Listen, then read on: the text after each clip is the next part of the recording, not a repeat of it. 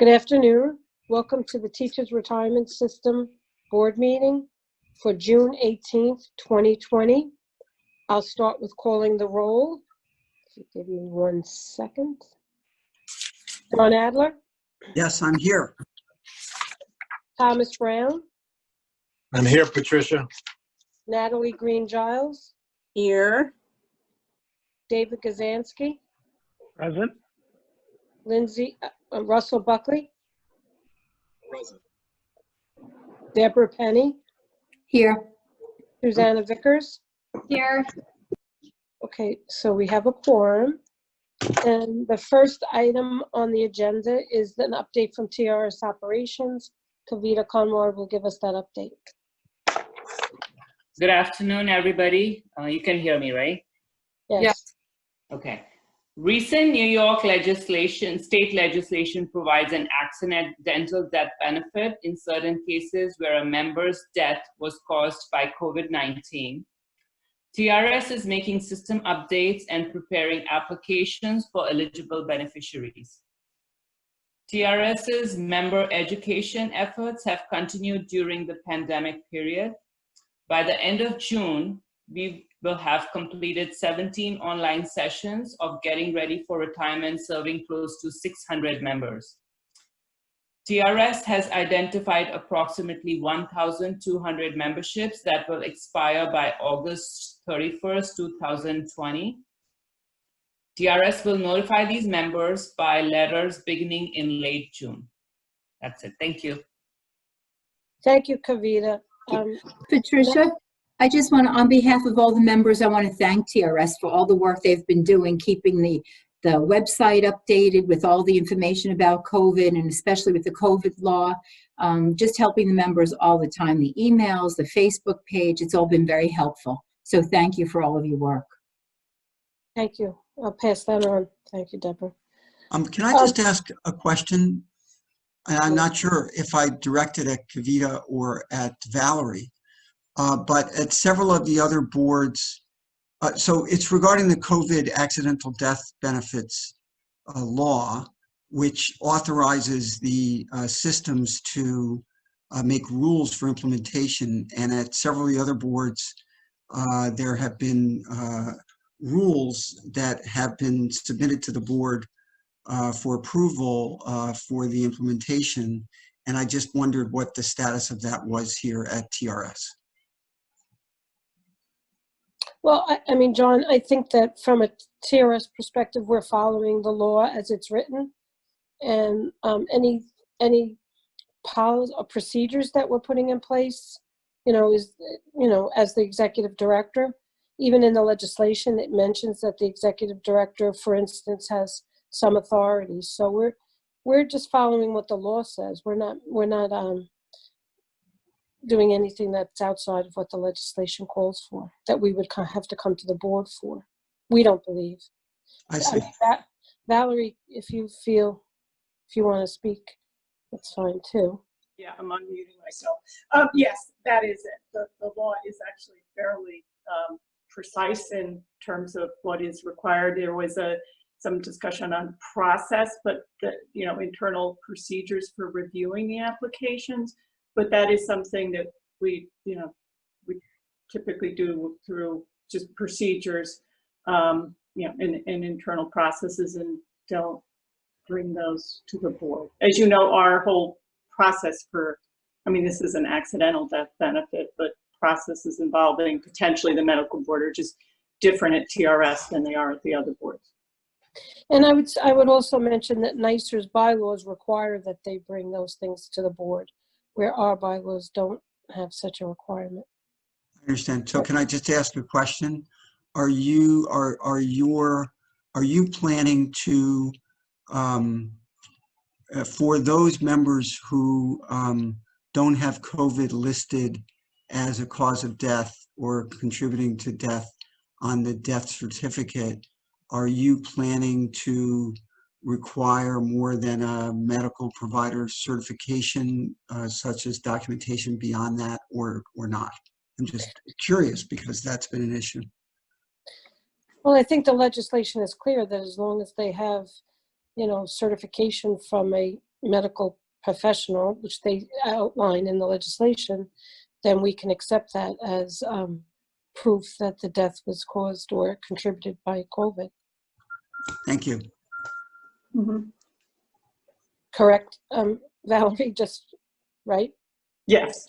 Yes. Okay, thank you. I'm just wanted to confirm, but that's how we're implementing it.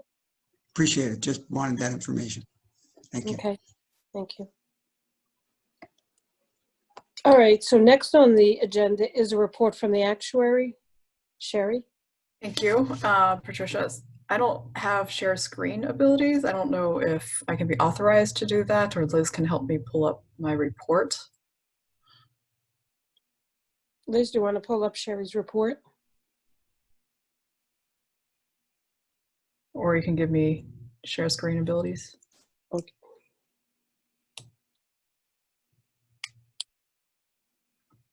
Or I can just, I'll go ahead and start, and you guys can ask me if you have any questions. It was sent out to the board already.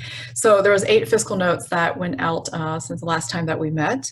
It was the peak of the fiscal note season, so it is on a higher number of sites. Out of the 8, 1 of them had to do with COLA, 4 of them had to do with COVID, and 3 of them had to do with World Trade Center. The COLA fiscal note was to reduce the age eligibility for COLA. So right now you have to be age 62 with having retired at least 5 years before you get your first COLA for service invested retirees. And this bill would have dropped the age eligibility to 55 instead of 62, and you still have to have been retired for 5 years. COLAs do cost a lot of money because it's a compounded number. And so for just TRS itself, it would increase the contributions by $28 million. And then we get into a series of 4 different COVID bills. This was done over Memorial Weekend, very, very fun. And the first iteration was, it included death benefits. It included death gamble, rather. And it also included any NYCERS members, New York City Retirement System members, not just those that were asked to report on the job, but people even working from home. So that cost, we did this on a per person basis because we didn't have the data obviously to cost out the entire cost. And this would have increased the contributions for TRS by $36,400 for each death case. And then a couple days later, they had another iteration of the bill. This took out the death gamble, and it also disqualified people from working at home. So it had to be people who were actually reporting to their job site. It also added the stipulation that you need to contract it within 45 days. So this dropped the cost a little bit, and so it was $35,100 for TRS for each case. The third iteration put in some changes for the qualification. We talked a little bit about this just now, about having a death certificate would suffice for documentation, and COVID didn't necessarily have to be the leading cause of death, but just contributed to the fact that someone had died, and also allowed health practitioners from outside the state, for example, to be the one to be allowed to be the one to certify the COVID, the virus of having the virus. And this was because a lot of the volunteers that you might recall from across the country came into New York to help us out during the peak of the pandemic, and so they didn't want to disqualify those healthcare practitioners who might not have been licensed here in New York.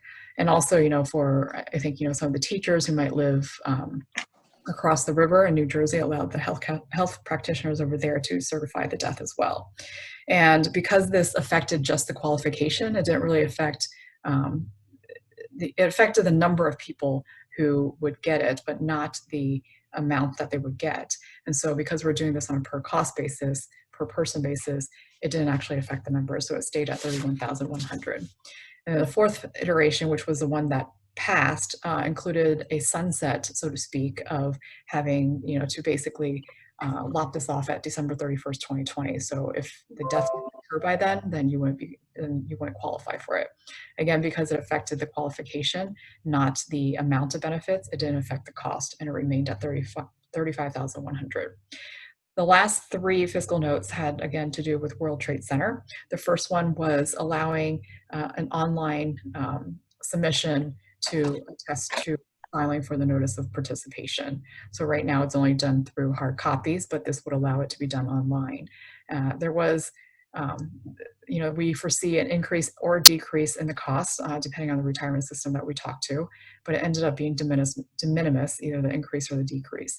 And the reason for potentially the decrease in cost is because once everything's online, there's less manual labor that's needed to process the application. But at first there might be some IT costs that is associated with adding to the administrative expenses.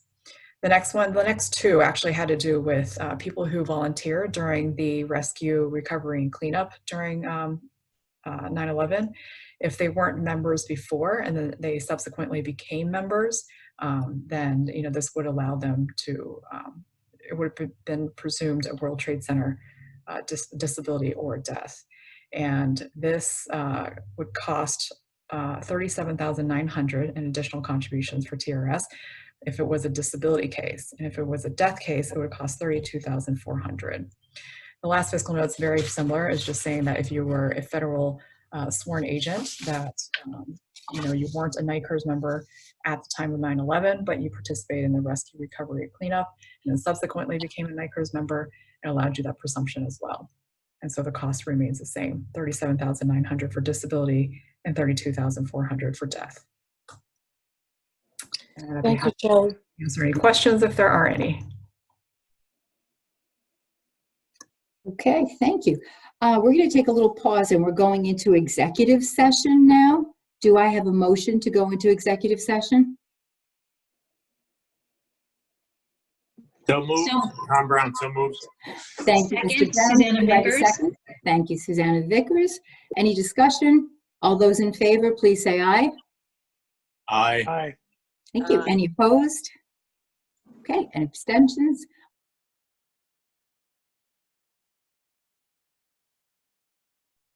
All right, we are back in public session. Susan, will you please read out?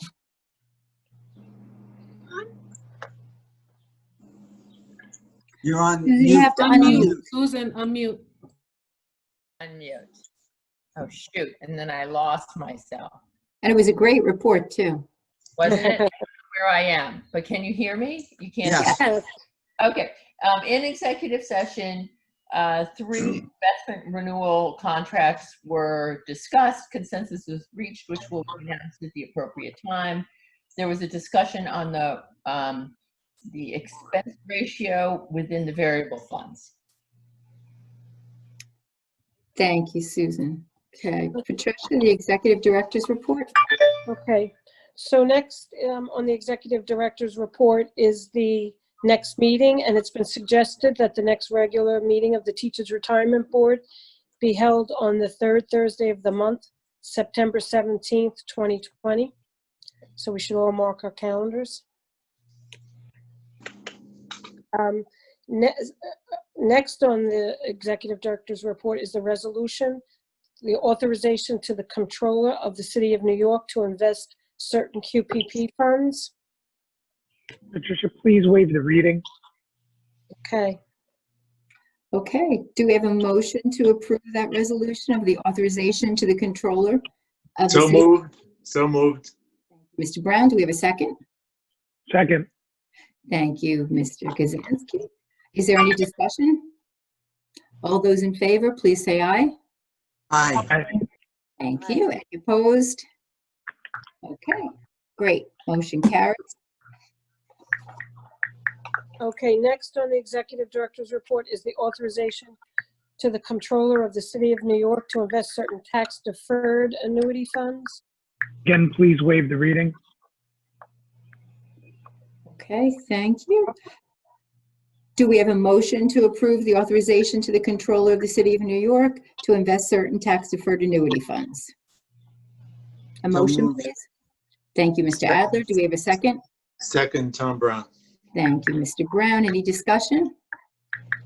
All those in favor, please say aye. Aye. Aye. Thank you. Any opposed? Okay, the motion carries.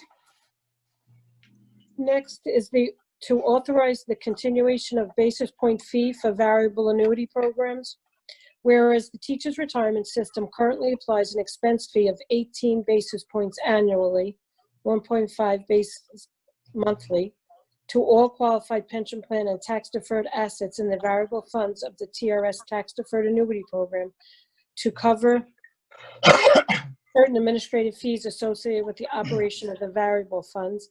And whereas TRS has reviewed revenue generated from the expense fee during fiscal year 2020 and estimates such revenue will be approximately $28 million, which revenue is anticipated to cover the expected range of fiscal year 2020 administrative fees. And whereas the board accepts the recommendation of TRS staff to continue the 18 basis point fee through fiscal year 2021 and to roll into the variable fund unit values on a pro rata basis any excess revenue that may exist at the end of this fiscal year in accordance with TRS processes. And whereas TRS will continually monitor revenue from the expense fee and any material change in its assumptions or experience relating to the expense fees, therefore be it resolved that the administrative expense charges for the assets in the variable annuity funds shall continue at 18 basis points through fiscal year 2021.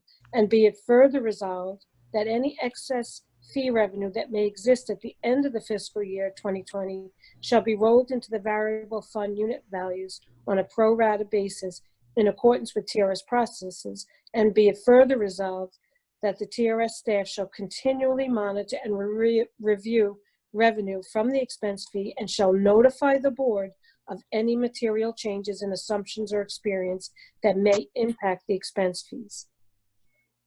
Thank you, Patricia. Is there a motion to authorize the continuation of the basis point fee for the variable annuity programs? So moved. Thank you, Mr. Brown. Is there a second? Second. Thank you, Mr. Kazansky. Is there any discussion regarding this? Okay. All those in favor, please say aye. Aye. Aye. Aye. Thank you. Any opposed? Any abstentions? Okay, motion carries. Next is attendance at a digital conference. Resolved that the trustees of the Teachers Retirement Board hereby approve the attendance and participation of the executive director and/or her designees and any interested trustee at the Fiduciary Investors Digital Symposium 2020 from June 23rd through the 24th, 2020. I like that, digital symposium. Okay, is there a motion to approve that? So moved. Thank you, Mr. Adler. Is there a second? Second. Thank you, Mr. Brown. Any discussion? All those in favor, please say aye. Aye. Aye. Any Aye. opposed? All right, motion carries. So next on the agenda is the calendar, and the first matter on the calendar is the approval of the minutes for the month of May 7th investment meeting and the May 21st board meeting minutes. Do I hear a motion to approve the minutes of the May 7th and the May 21st meetings? So moved. Thank you, Mr. Kazansky. Is there a second? Second. Second. Oh, thank you, Mr. Adler. Any discussion? We'll just note that I think my name is still in there, Christopher. Wait, I'm sorry, Russell. I can't hear you. I think my name is still in those minutes as Christopher, but other than that, I just wanted to note that for the record. Okay, thank you. Probably be easy to just change your name, but we'll. I think you're right, yeah. All right, thank you. So noted. All those in favor? Aye. Aye. Aye. You. Any opposed? Okay, they are approved. Next are the items on the calendar. You all received an electronic version of the calendar. And if you'd like, I'll read the items. No, that's okay. I think you can waive the reading of the calendar. Thank you. Do I hear a motion to approve the calendar? So moved. Thank you, Mr. Brown. Do I hear a second? Second. Thank you, Mr. Kazansky. Any discussion? Okay, all those in favor, please say aye. Aye. Aye. Thank you. Any opposed? Okay, we have approved the calendar. Next is other business, and you all received the draft of the 2021 board meeting and investment meeting calendar schedule. So take a look at that and compare it with your other schedules and get back to us if there are any conflicts. I just have one question. Can I ask a question? Or not, I don't have to do it Sure. here. Well, the October meeting was moved from, the October regular board meeting was moved from Thursday to Wednesday, but it says Wednesday, October 15th, and I think the Wednesday is actually October 14th. That's a And I typo. also think there might be a, is That's a it possible typo. there's a sin that day? Maybe, I don't know. Anyway, so what date should it be? It should be October 1st and October 15th. Yeah, but October 15th is a Wednesday, not a Thursday, is a Thursday, not a Wednesday. That's what I'm saying. Yeah, so I need to fix that. But is maybe So should it be the Wednesday or the Thursday? No, it's supposed to be the Thursday. Our meetings Oh. are always on Thursdays.